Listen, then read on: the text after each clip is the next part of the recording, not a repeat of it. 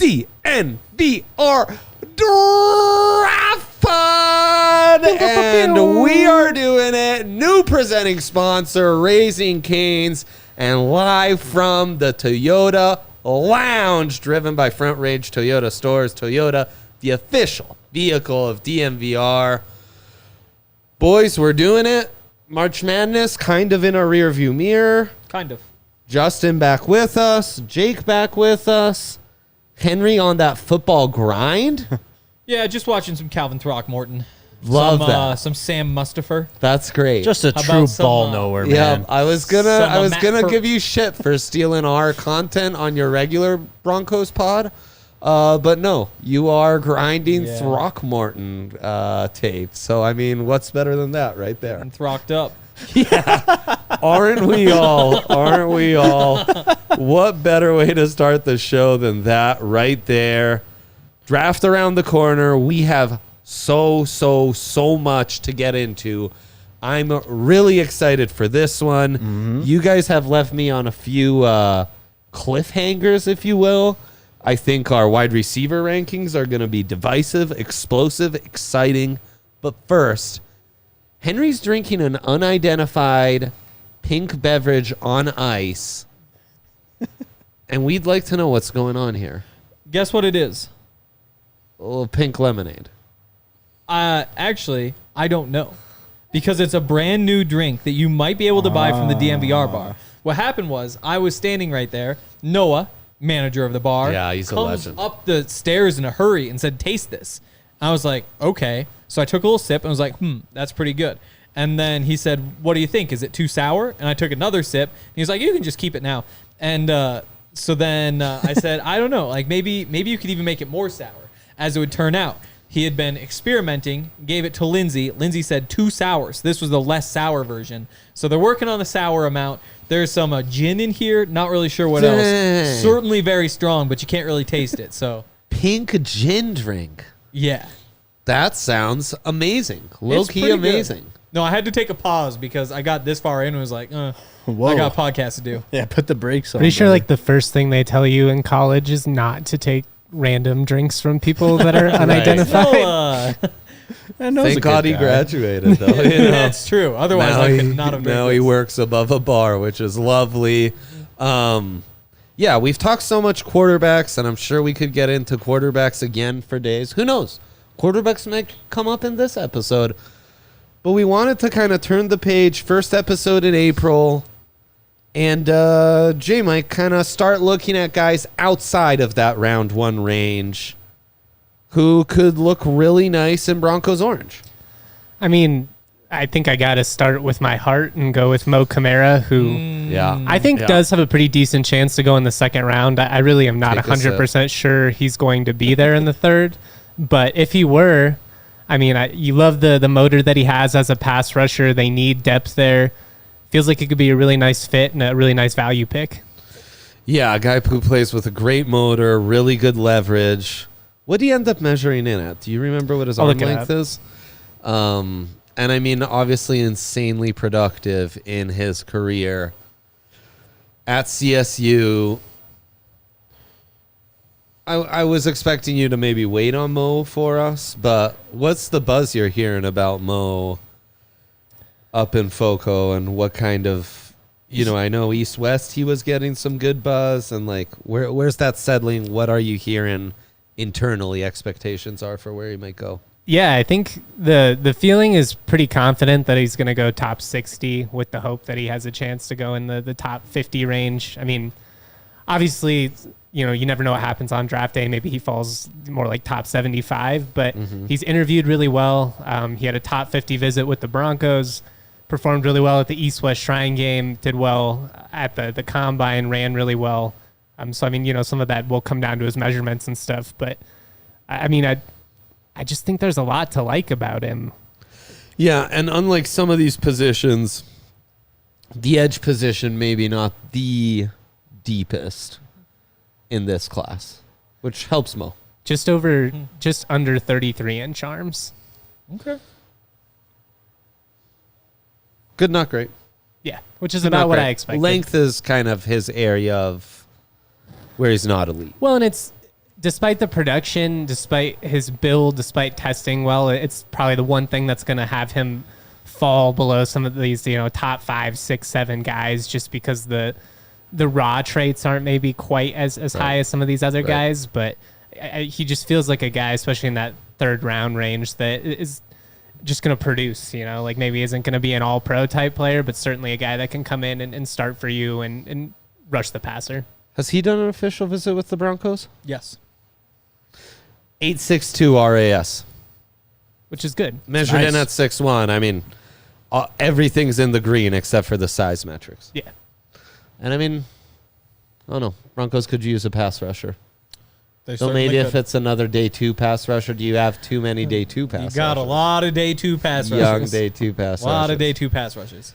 Jake, who would be your first Broncos target from day 2 and beyond do you want to talk about today? I got to go with my guy, Blake Corum. All right.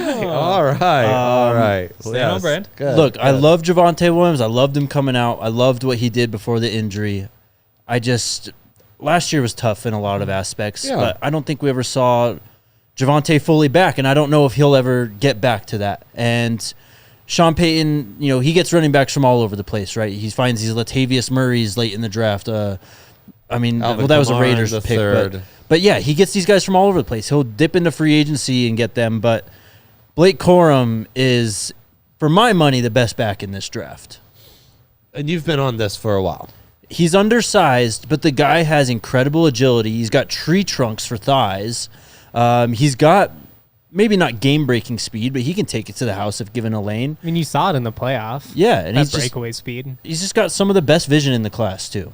The vision's what really stands out. Yeah. And then, I mean, you mentioned it with the tree trunk legs, and maybe it's not elite getaway speed, but he has this contact balance where, like, the second he can plant his foot, he's going to be able to, like, really, Yep.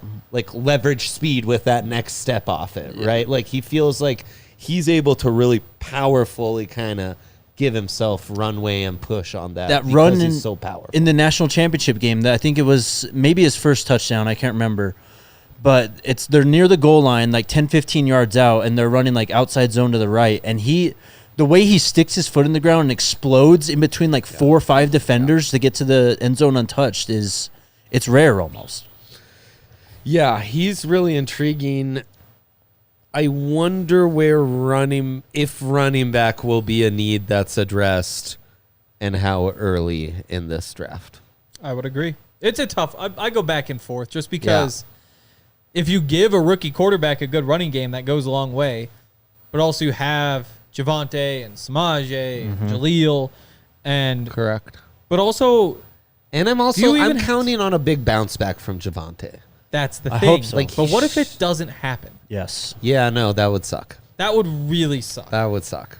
Yeah, but there's always going to be a veteran back or two that comes available It's true. around August and September, too. If you're desperate for depth, there's true. probably somebody you could bring in and pick up 10 carries a game for you. The next If you're Latavius desperate, Murray. though, you're probably not in a great situation, and that veteran might not prioritize the Broncos. True. Also true. Receiving ability for Blake Corum, how much of a modern running back do we have on our hands here? I mean, he definitely is a traditional, he's a Jim Harbaugh running back, man. He's a guy that can tote the rock 20, 25 times a game. He only caught 56 passes in his career. 16 of them came last year, so he's got some stuff out of the backfield, but maybe another guy more so fitting that mold in this range. Maybe Jalen Wright out of Tennessee. Who blew it up at the combine. Yeah. His stock just soared through the roof. And you'd wonder, another explosive Tennessee running back who maybe didn't play to his full potential in Sean Payton's hands. I could sell that narrative on a draft broadcast. He had 22 Yes. receptions last year. Yeah. It's more than Blake. So Yeah. Hankster. I'm going with Maris Lufau. Woo! Notre Dame. Some are saying the best Lufau in Colorado history if he comes to the state of Colorado. Wow. Yeah, they some are, are saying. huh? They Some are. are saying. You know what That's position he crazy. plays? Please tell us. I do now. He's a playmaker. He just does all sorts of things. He's like a little over 6'2", like 226, from Notre Dame. Just linebacker, but he's just like burst. Like he's just everywhere. Like he's not super fast, but he winds up with 6 tackles for loss, a few sacks, like a couple pass breakups. He just does all sorts of different things. And he might turn out to be a bit of a tweener, but he also could just be like tweener linebacker safety? yeah. Okay. But probably not the speed to actually play safety. More so Right. like Sounds nickel like he doesn't have the linebacker. speed to play linebacker. I mean, let me see. I pulled up the 4.6 440. Good.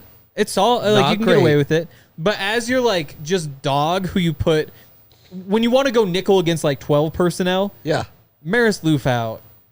I mean, you couldn't That's ask. your guy. I mean, it's what he was built It's a for. front 5 with Maris Lufau. I in think there. he also has a really long hair, which I know doesn't like matter draft wise, but no, like this you see matters. him This freaking matters. flying around and he hits somebody and they just go like flying backward and the hair's like sticking up like Palomalu and you're just like there is something here. And That the is production sick. obviously speaks for itself. And they just need super another, versatile. a little more help at inside linebacker. Exactly. Well, where would you target this young man? Second round's probably a little rich. Third round's probably the move. Early third. They've got pick 76. If they take him at 76, I'm going to be thrilled. Really? Yeah. Oh yeah. I'm not sure. I wonder where other people have him. Yeah, let's look that up. Yeah. I have a prospect who I'm not quite sure what range he may go on as well. It's Ben. I'm going to try and get this right. Sinat. I've been calling him Sinat. Frankly, I don't think either's right. I was watching highlights earlier to get it, and then it got in my head, and it's just going to be part of our bit where I can't get any names right. fun He's bit. the tight end at Kansas State. Very good receiving tight end.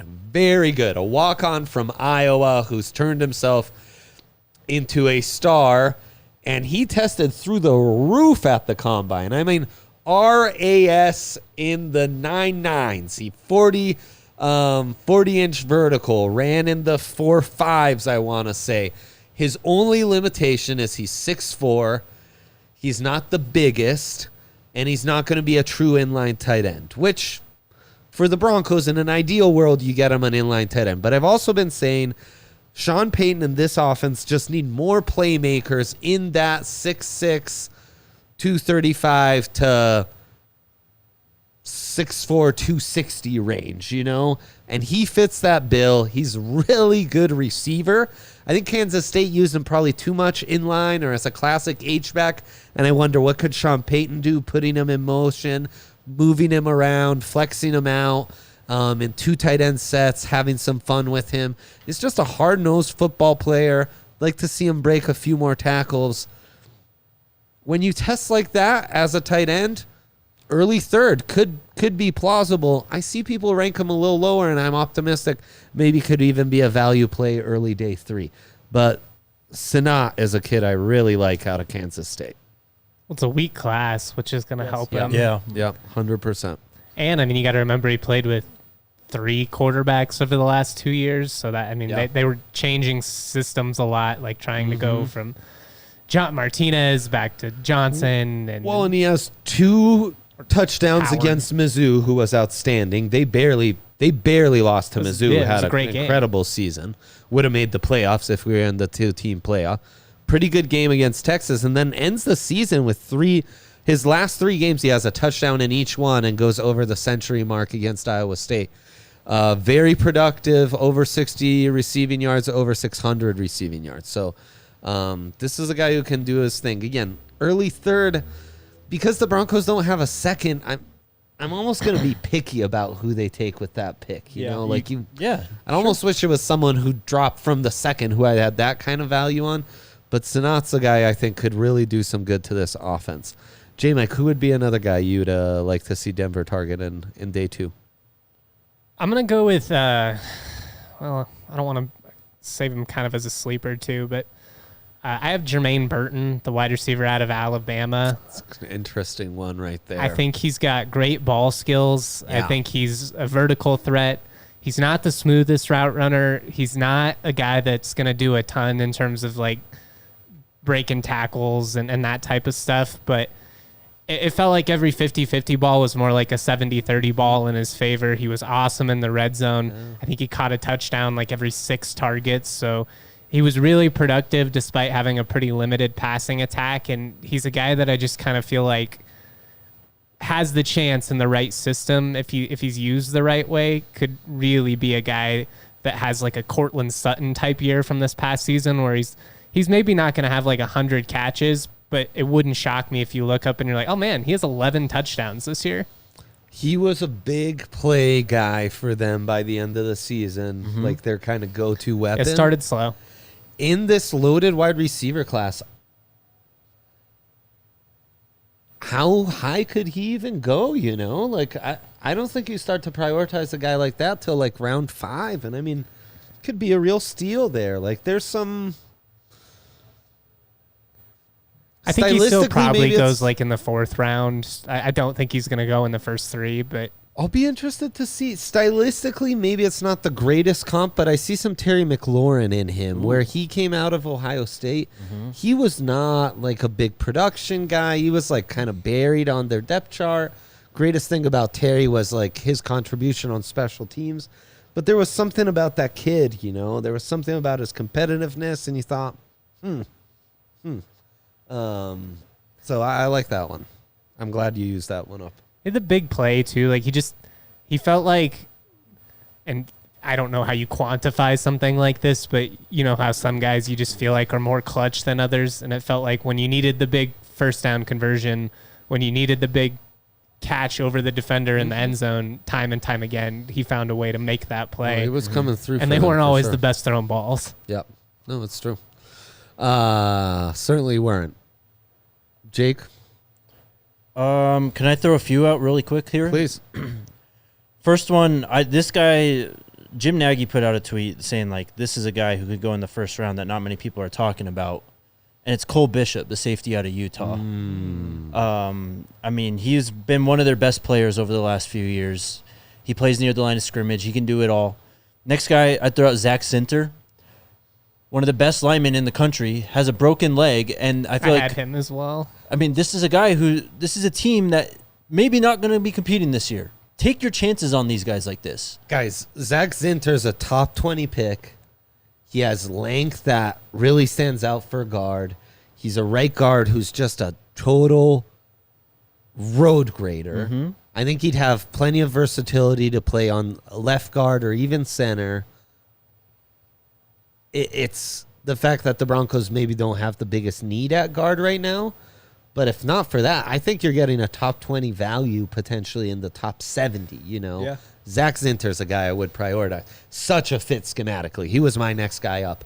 Love him. This is just what Sean Payton does, though. He just keeps stacking offensive linemen. Yep. It doesn't matter how good they were or bad they were the year before. He's always trying to improve that unit. So the last guy I'll throw out here real quick is just Patrick Paul, the tackle out of Houston. I loved what he did at the Senior Bowl. No idea how high he goes on the consensus. Big board, he's at 70 right now. So we'll see. We may have to get into the second round to get him, but I loved what I saw from him. Love that. I'll throw James Williams out there. Yeah. You've heard of Cameron Kinchins, Yes. but this was the other safety at Miami. Again, like, Not a great safety class. in theory, more of a nickel defender, box defender. Some have said even move him to linebacker, but he measured in at 6'4" and a quarter, and a little over 230 pounds. Yeah, it's huge. He's huge, and so again, this is kind of filling that same spot there where everybody always wants to play nickel. You can play nickel every down with him. He's a hitter. He's fast enough to cover tight ends. The issue is just the, I guess, like processing. Like in terms of the getting downhill, beating blocks, hitting guys, covering, all great stuff. You worry a little bit about, reading things from deep. And on top of that, the speed. But you just take that away, and I think that he could be nasty. Very, very JL Skinner-like. So maybe a little redundant there in some ways. But Skinner, I actually think it could fill in as a deep safety. Yeah, he could handle a 2 deep. Being a 2 deep safety. Skinner, not could. Skinner, but Williams. I think Williams, if you get him again, he's that's probably the more of problem. like a day 3 guy. That's like the he's a role player. Yeah. Yeah. I'm going to let you go, Dre, after this, but just because this is kind of along the same lines, I had Kamari Lassiter of Georgia. Yeah. I think he has some versatility, and like he could play corner. I think he could play 2 deep for you if necessary. He led the SEC in PBUs this past year. He's really aggressive. I like him coming downhill. He's a good tackler. Has his stock dropped so much that we could talk about him as a realistic 3rd-round target? It seems like it. I mean, it's kind of fallen off of a cliff here. I mean, that would be truly incredible. Kamir has some like round 1 type traits. Well, and that's what he was being talked about coming into the season. Mm-hmm. And he had a good year. I don't really understand what some of the nitpicking has been, but I don't either. And there's some good synergy with my pick then, which is Michael Hall, the defensive tackle from Ohio State, a guy who came in with expectations of potentially playing his way into being a premier pick for coming out of Ohio State. So many of their guys who maybe underwhelmed this season went back to school. He is the one guy who kind of declared, and I like the flashes I saw at the Senior Bowl. I like the flashes I've seen. He was the guy who dominated. Tuamalu dominated Notre Dame last year. No, Tuamalu dominated Penn State.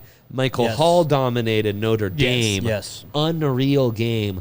A guy who has that 3 technique potential of being a penetrating interior defensive tackle who could really be just an all-world talent.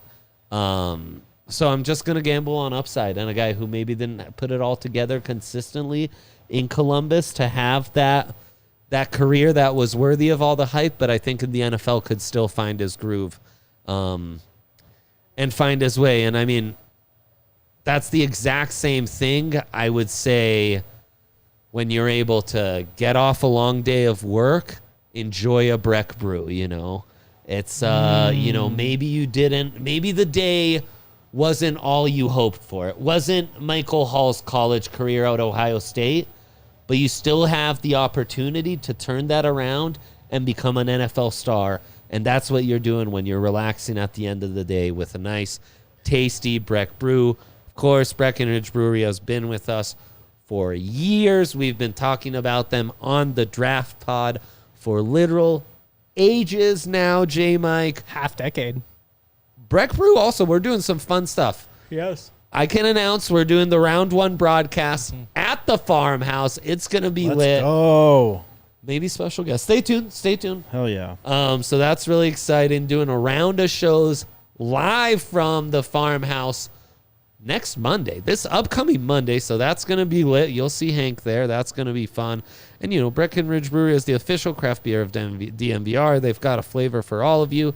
Avalanche Amber Ale, Mile High City, Broncos Country Pale Ale, Funslinger, and even a Good Company Hard Seltzer. Check out the beer locator at breckbrew.com to find a brew near you. On your mark, get set, eat. Make a pit stop at Raising Cane's for craveable go. hand-battered yeah. chicken fingers. They're always cooked to order and made just for you. Nothing like hitting a Raising Cane's after a CSU football game. Race in for delicious chicken finger meals served up fast. Order up chicken fingers, crispy crinkle-cut fries, and buttery Texas toast. Don't forget the creamy coleslaw and secret cane sauce. Find your local Raising Cane's location or order mobile or online. For cook-to-order, hand-battered chicken fingers, race into Raising Cane's, turbocharge your chicken fingers, and get them even faster by ordering online at RaisingCanes.com or through their mobile app. Raising Cane's Chicken Fingers, one love. I could really go for some Canes tonight. That sounds outstanding. Yeah, I might have to hit that on the way home. Outstanding. Yeah, we've got that one on Watts by Finally us. opened Yes. up. Yes, it's very nice. Okay. Speak turn? now or forever hold your peace on last day 2 and beyond targets, because I think we emptied the clip and we're all very excited to get into these wide receivers. Yes. I like Yes. Bucky Irving. Yep. We all me know too. Me too. He's Yep. on my list. Me too. Bucky Irving is awesome. He'd be awesome in a Broncos jersey. Royce Freeman famously strongly against, Bucky Irving famously strongly for. That is correct. Yeah. Wow, that so is it's a not throwback. Oregon running back bias. Also, real quick, Gabriel Murphy, Yeah. North Texas guy, goes to UCLA. Did you steal my list? Is he on your list? Yeah, he's on my list. He's a dog. He's a dog. He's a dog. RAS out He's my the one ASS. RAS guy. Yeah. Yeah. 924 RAS, which some would say is out the ASS. Hell yeah. Not that big, not that long, but gets the job done. And they line him up all over the place. Like they'll play him off the edge. Like they've played him like head up on a nose tackle before, and he just like cooks the guy and gets around him. So probably just like true pass rush specialist. Well, it's but about how you use it, versatile. right? Not how big or long it is. Exactly, because he That's is the not Gabriel long, but he uses it so well. Jatavian Sanders, Yeah. Texas tight end. I mean, we've talked about him forever, but If we'll you see. could get him in the third. I was gonna say, mean, I I'm imagine he goes in the losing. second round, but if he fell, he's a guy I'd love. Jonah Ellis, if he fell, Jonah Ellis I'd for love sure. him. Yep. Another high motor edge rusher. Cedric Van Pran, interior offensive lineman out of Georgia. Maybe less of a need after the signing today, but just could be a depth play there. I like that. Maybe higher in the second round, but man, another Michigan kid, Mike Sanderstill, the slot defender, just an absolute ball hawk all over the place. You probably have to go up to get him. But he's good. He's an absolute He's stud. good. Jeez, guys. You had some more. Kalen Bullock, the deep safety for USC, always stood out to me. Look, he's not the most consistent. And when you're not the most consistent, I can be a little weary if I'm pounding the fist to say you can be a reliable last line of defense. But rangy, length, I like his instincts. And Alex Grinch, the DC for USC, Careful. he's terrible. He's terrible. He's got picks Oh, on Lincoln wow. or something, or did. I guess they Dude. finally made a move. He is the sole reason why Lincoln Riley and USC's stock is down right now. Absolutely. So Kalen Bullock, I'm also hopeful that maybe there's a little bit of that Grinch stank on him and that can be turned around. But the Broncos could use a safety like this kid. He played well at Arizona, I think, before. I think you're right. You're So- right. I mean, he stood out at USC. Like Yeah. that defense, the thing is they'd play like garbage, but especially 2 years ago.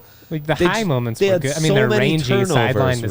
sideline. Like They're the speed was athletic. They're long. insane. But they were also creating a lot of turnovers. Yeah. Bullock, a big part of that. Yep. Wide receivers? Let's do it. Let's Okay. go. Let's do it. You'll be my North Star, Jake. Me? Yeah. We'll follow you home. Yeah. Big day. Oh, You- man. You're Don't kind of fuck this my. up. You guys don't know this, but Jake's been my my go-to on wide receiver and DB takes for a minute now. So years. when he says something about these positions, I really pay attention. I think the top three won't be super contentious. No. I think 4 and 5 and our other two we want to highlight will be exhilarating. Get your popcorn ready. Let's go. Jake, start us off with the. Let's just do top three, okay? We'll do 10 minutes on the Okay. top three. Okay. We'll take a second, and then we just have an all-out war. Let's do this. All right. My wide receiver one's Malik Neighbors. Oh no. Yeah. Oh no. What? Yeah. Whoa. This is your North Star? Well, what's wrong with Malik Neighbors? Okay, let him Let the talk. man- let the man let go. him explain it. You know what we're thinking. Malik Neighbors is the next great LSU wide receiver. He plays all over the field. He is a demon after the catch. Plays Yeah. with physicality. Yeah. He's just the complete package. I think that he has the best combination of high floor and high ceiling in this class. He looks like he is playing with someone controlling a joystick. Like Yeah. he's that just like Yeah. explosive. His moves in the open field, he's a great rack wide receiver. You can, throw him the ball in the short game, design some screens around him, and it's a threat to go to the house almost every time. He's an absolute beast, and I love him. Well, and it's an interesting top two because one doesn't have elite speed, the other doesn't have elite size. Yeah. And there's a bunch of guys behind him with elite size and speed, I mean, look, which adds to the intrigue of the top of this class. Henry, you seem particularly perturbed by this. Perturbed is an understatement. why I'm do you disturbed think- at least? It's so crazy to think anyone other than Marvin Harrison Jr., who I assume is why your perturbation is coming from. Yeah. Why do you think that's so crazy? Because Marvin Harrison Jr. is the best wide receiver prospect to come out in my lifetime. Let's calm down a bit. Larry not going Fitz to. existed, you know. So Yeah. is this a good time for me to say Romo Dunze is my number one receiver? Let's go, prospect? Justin. Let's go, Justin. Oh, no. Let's go.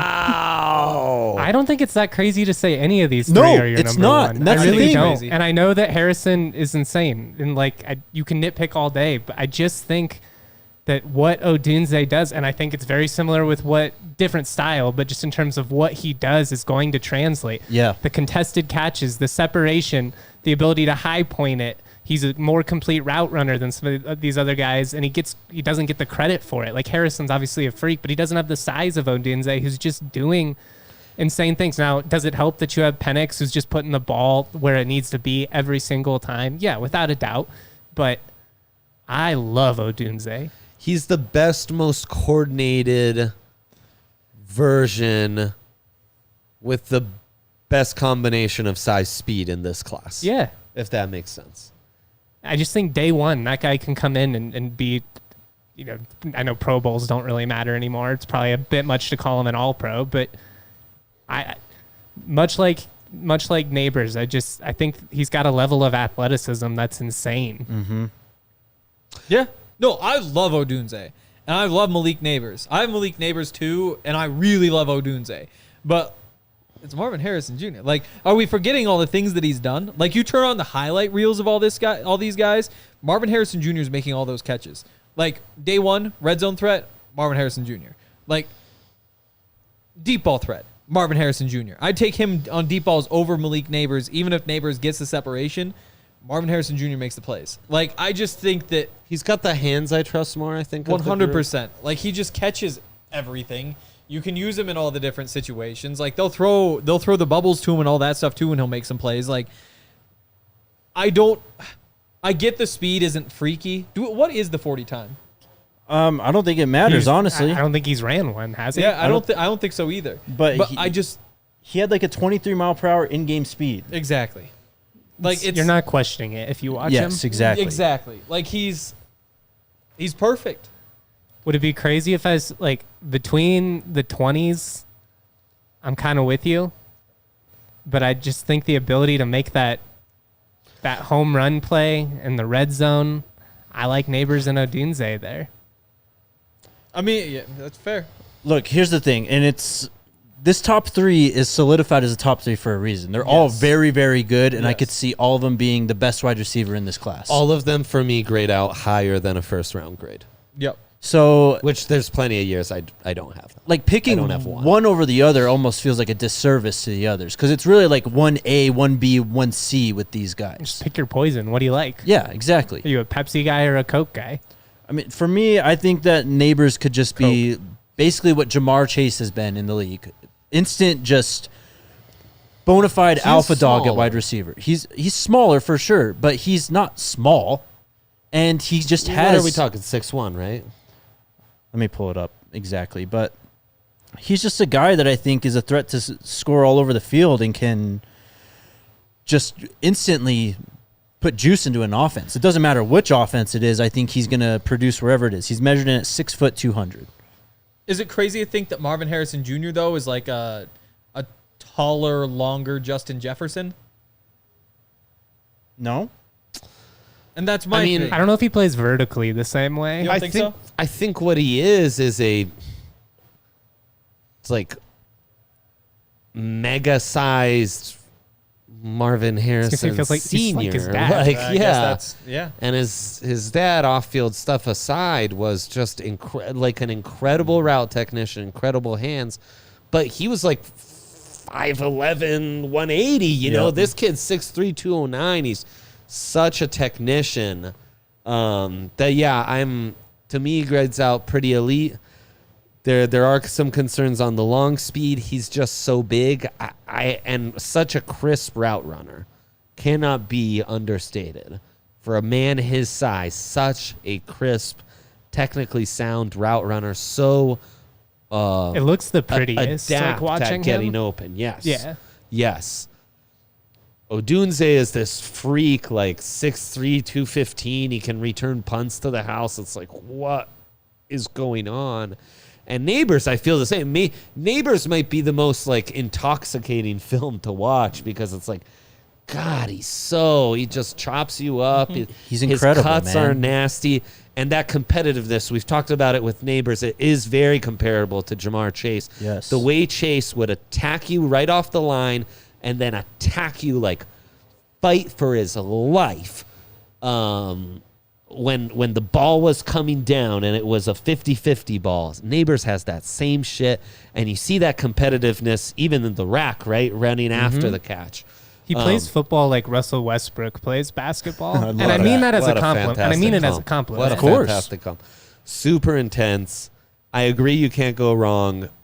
For me, it is Marvin with an elite grade, and then Malik and Rome with the same grade, ahead, which is a projected as top 10 at their position. Yeah. Which at wide receivers, shit, that's saying something. Yeah, they're That's special. saying something. They're all special. So that's the top 3. I'm so glad we could get that out.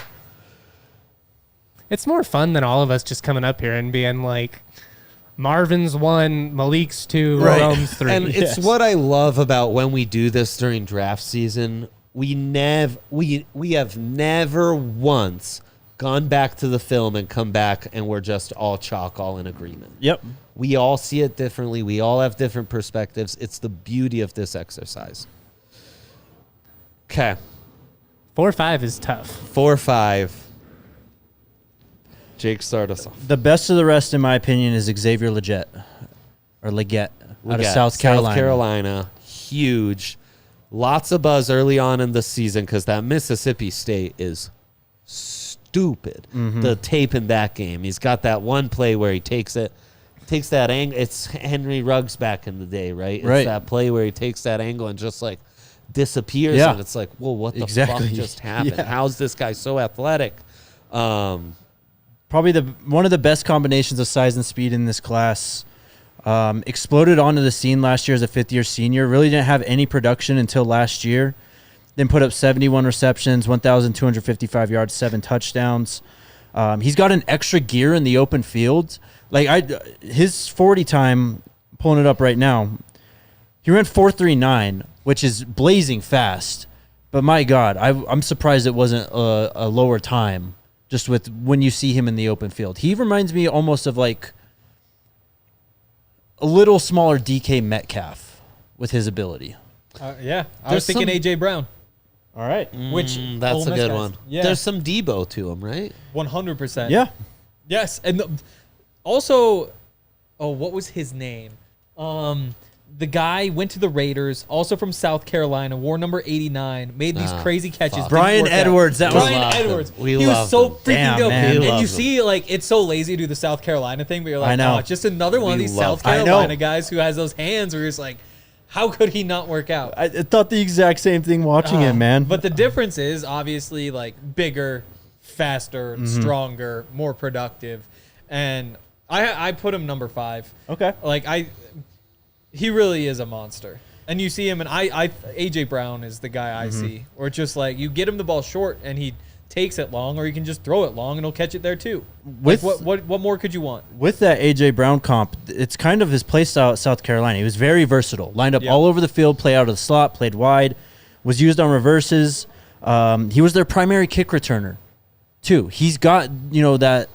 I'd actually kind of describe him a little tight-hipped. I don't think he has the best wiggle, but he just has the vision and the speed in the open field that it's like good luck catching this guy. I think he's a plus blocker. He goes and attacks the football in the air. He's a savvy and sudden route runner, natural hands. I love this guy.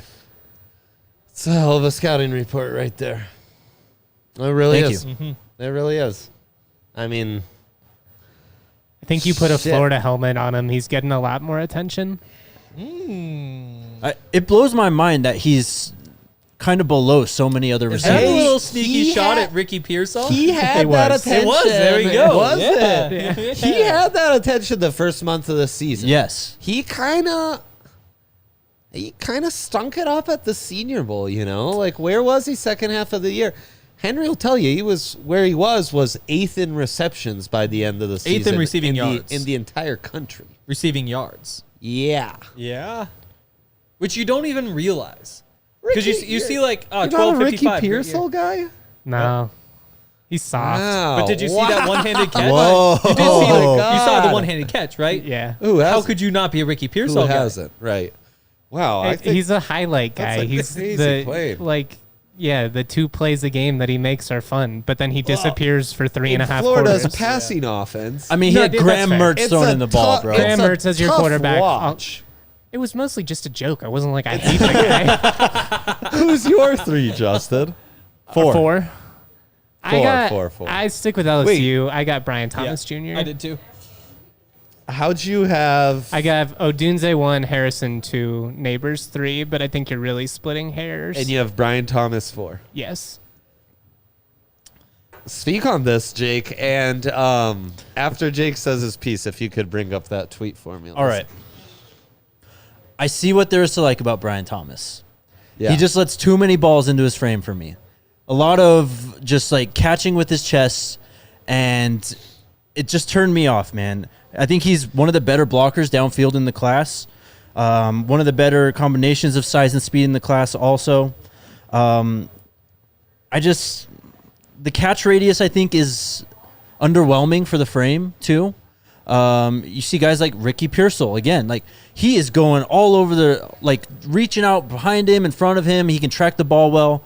Above him. I don't He had really, that catch. he did have that one too, but I don't see that from Brian Thomas. When you have that size, I want to see you play like that.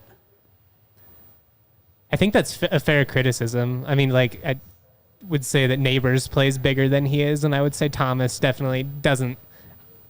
I don't want to say he plays smaller than he is, but he doesn't. It's underwhelming. He doesn't take advantage of it quite as well. Yes. But the guy runs well. He blocks well. He's seemingly always open. The production's there. At some point, I just kind of trust it. Like a guy Sure. that moves that well, that's blocking, he doesn't shy away from it. He catches most things that go his way, even if it doesn't look as pretty. The upside is crazy. He feels like a guy that with the right receiver coach could really, For sure. really pop. Led the nation in touchdowns. Yeah. And Big, fast, led the nation touchdowns. That's a good comp. And look at the drop rates from the top receivers around the country. So there's like, you're not going to see this so well on the screen, meaning you Johnny guys. Wilson's one. Marvin Yeah. Harrison Jr., 6.9, pretty high. If you scroll all the way down, who you will find there is Adonai Mitchell with under 2% drop rate. And second is Brian Thomas with under 4%. So watching the tape, I too was like, holy this guy drops a ton. The stats suggest he does not have as many drops as we see on tape. It's not more so the drops. It's just use It's your hands to it's catch the catching football. it. Yes. And you're right. Outside of the Florida game where I do see a little more extension Right. and stuff, you don't see a ton of that.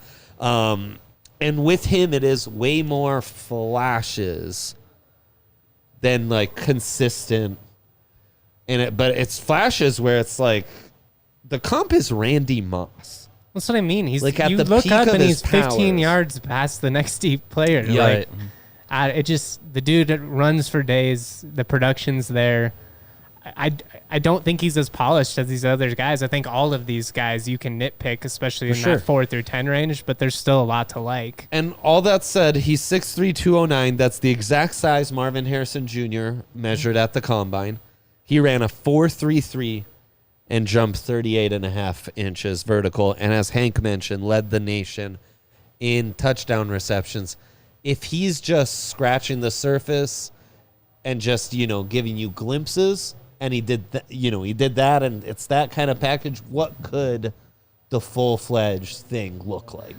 Look, I'm not trying to. I hate when we kind of do this because I feel like I'm almost talking down on the player when that's not what I'm trying to do. Like, Sure. there's a lot to love about his game, and I do think he's like up there. I think he's just outside the top 5 for me. If I had to rank them all, he's probably 6-7 in that range. It's why this group is so hard, because there's a lot of size, speed guys yes, who maybe not all of them you'd say, wow, the high-end comp is Randy Moss, but like yeah, almost. yeah. I mean, sure.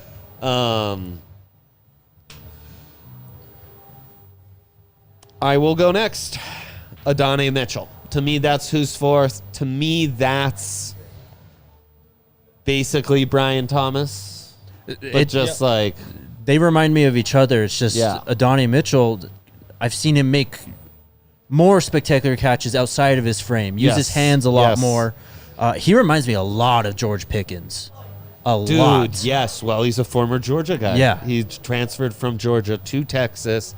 Xavier Worthy was kind of the guy getting more headlines. I've said it for a minute. Adonai Mitchell was always the most intriguing guy. He's the one guy out of this group who I feel confident to slap a first-round grade on. Outside of the top 3, who I said graded higher than that for me. It's just combination size, speed. He's made the tough catches. There's some upside. Fun battle with Terrion Arnold against Alabama. They had some good back and forth. He draws a penalty on Arnold because Arnold couldn't keep up. Arnold gets a nice pass deflection on a little curl where he gets through Mitchell's frame and knocks the ball out. Tons of upside with this kid. Tons, man. And yeah, I'd be shocked if he goes outside of the top 25, frankly. I like the Pickens comp because he plays angry, which is just kind of a Georgia wide receiver trait with some of those big guys. But, I mean, Burton has some of that too. That's what separated him from Brian Thomas for me. I thought he played more up to his size, not just catching the football downfield, but with the physicality in his game too. Yeah. And I think he should add more to his game. I think he's only just scratched the surface there when it comes to that. Henry? My 2 are the other 2 Washington guys. I love them both so much. 4 and 5 are Jalen. Jalen. I thought we were moving on to our others. 4 and 5, we got Brian Thomas, and like I said, Xavier will get 5. Went SEC on us. Okay. I mean, fair. We just talked about those guys. That's great size speed combos. Who's your 5th, Jake? I'm between Adonai Mitchell and Ladd McConkey.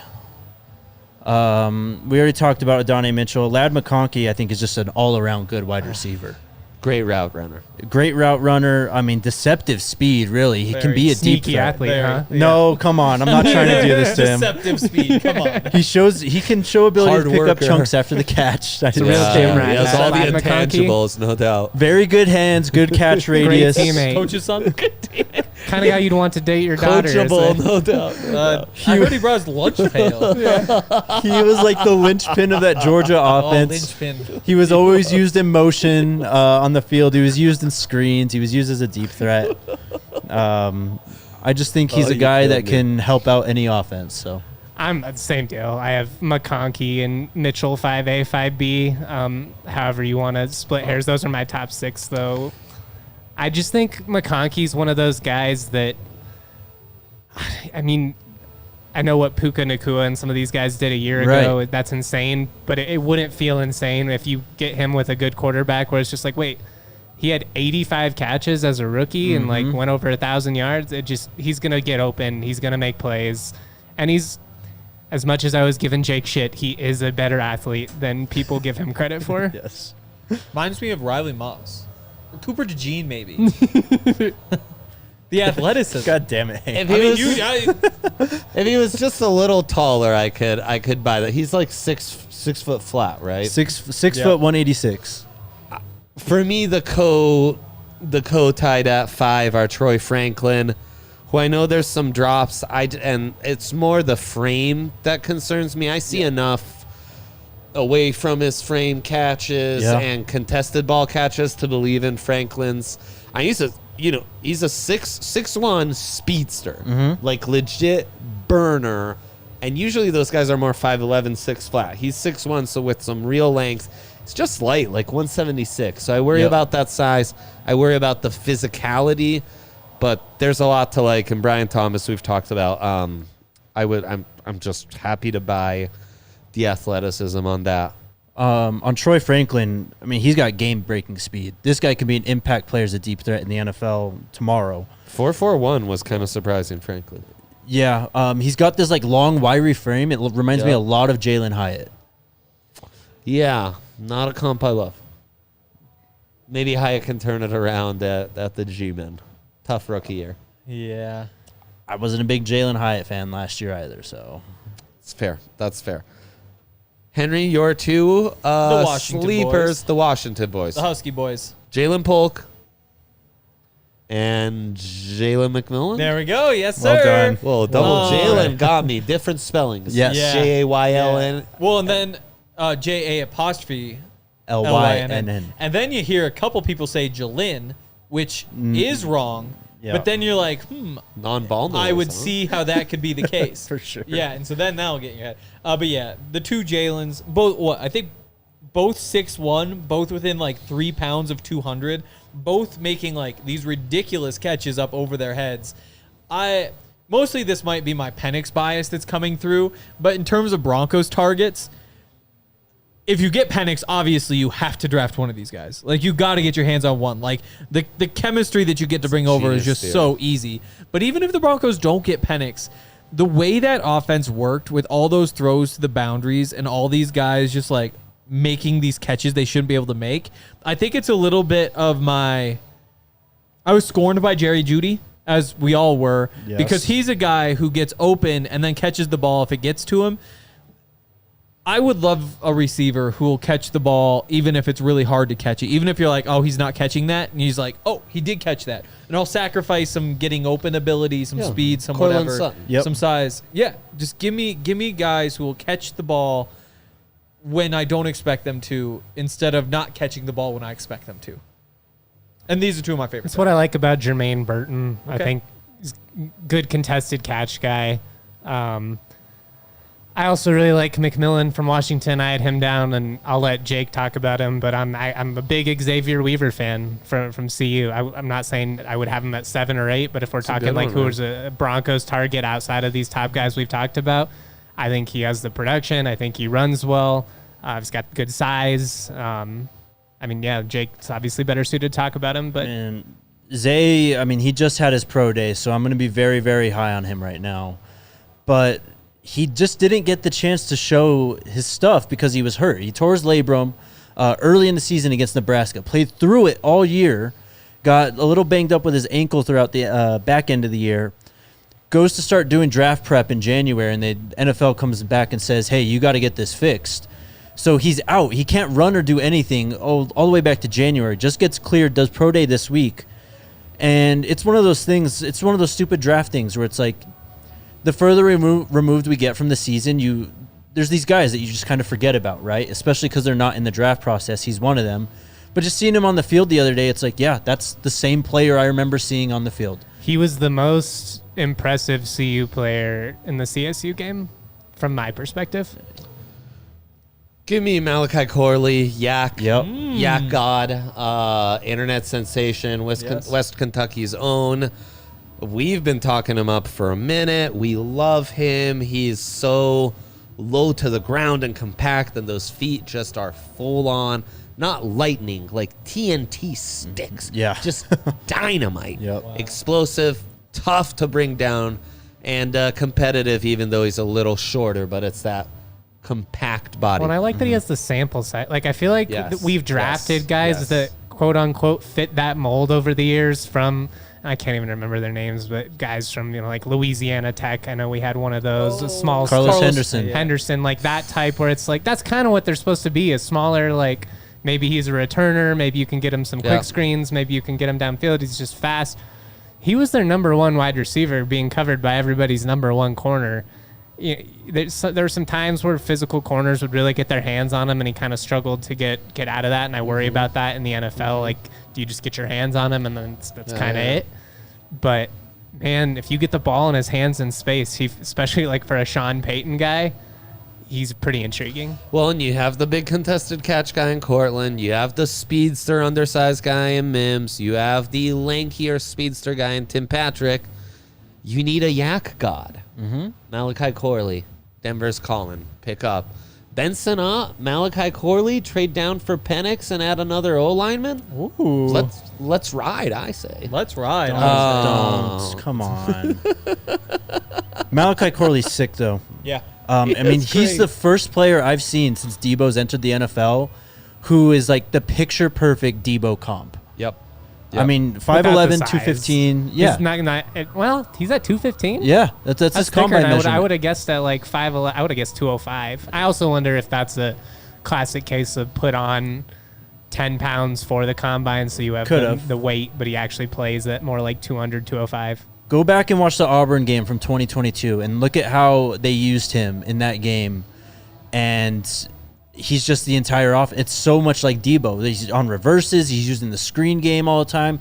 He's catching balls over the middle of the field, running over guys. Like, he's running away from people down the sideline. And it's one of those guys was like, how did you just run sideways for 6 yards and then turn it up and still outrun everybody around you? He's incredible. Jose has some great comments in here, including his sleeper list above. Yeah, he's a true homie. And if Marvin Harrison Jr.'s name wasn't Marvin Harrison Jr., I think he'd still go pretty high. He outplayed Jackson Smith and Jigba and some other Ohio State wide receivers that have done okay in the NFL. So, boys, this was fun. Yes. Always a pleasure, and it's just our season. It's going to get better and better the closer we get to the draft. Stay tuned for all we've got coming up. Stay tuned for Rams pod coming up. And, all that Hank does on the Broncos pod all week. We're just going to keep trucking. And, of course, tune in to what Jake's doing on the Buff side. Thanks for tuning in. Thanks to Raising Canes for presenting this here pod. Have a lovely weekend. Bye.